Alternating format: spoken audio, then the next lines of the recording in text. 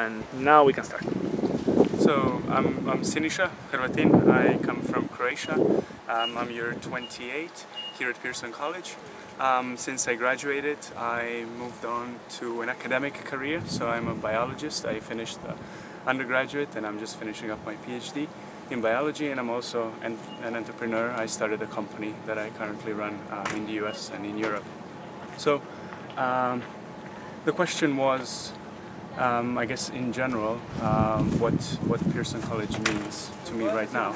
And after having thought for just a couple of minutes, I think one of the major things that I got out of Pearson College and was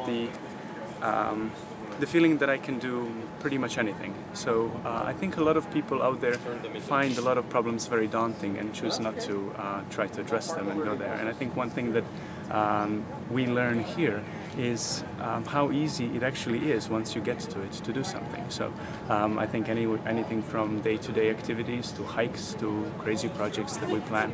So I think that's one of those things that even though I might not have done them here academically per se, and I've done them in a lot of other aspects of Pearson College. Once you take them to the world outside of Pearson, they become very useful and very powerful.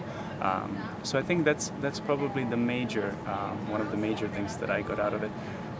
The community around here, I have to admit, you know, I'm probably not the best of people to keep in touch with them 10 years later.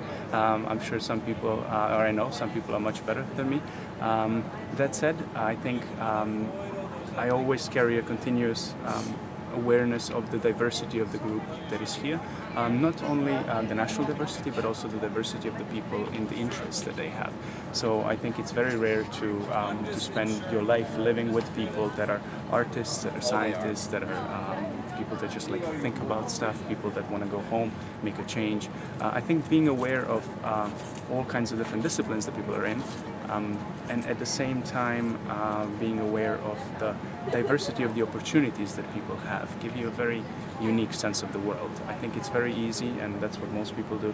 They grow up in a fairly homogeneous environment where I think you see the problems of that environment, but you're not quite aware of the problems that face people around you. And I think in an increasingly globalized and connected world, this is one of the major strengths of the college here. With regard to advice, I guess I'm not sure I listened to anybody when I was here in the sense of taking advice or doing something. I think I did whatever I thought was the most fun thing to do, and that actually worked out just fine. So I think I don't have any particular regrets from the place. I enjoy the way I did it, and I think everybody has a slightly different way in which they go around Pearson. The key thing is if you, I think, enjoy something and you want to do it, you just go ahead and do it.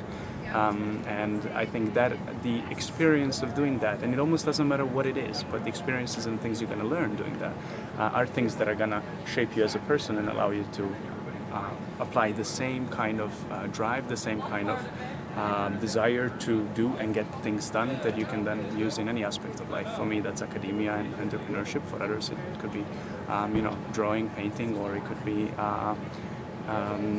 studying the anthropology of the movements of people and stuff like that.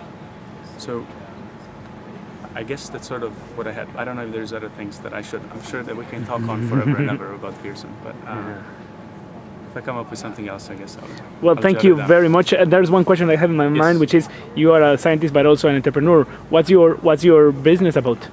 The business? So it actually it is a software that is applied. It's a software for scientists. So I started a company with a friend of mine who's a computer scientist. I cannot code for my life. And what we built a software that helps scientists get to literature. It helps them identify what papers they should be reading, get to those papers, give them recommendations on what they should be reading. And also now we're moving into a large space where we're trying to make literature more affordable. I can go on and on about this, but there is a major problem in publishing right now.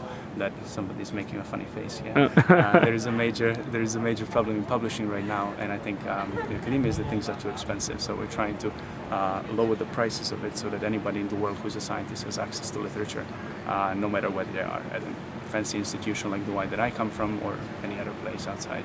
Okay. So that's. Thank you very much. Sure.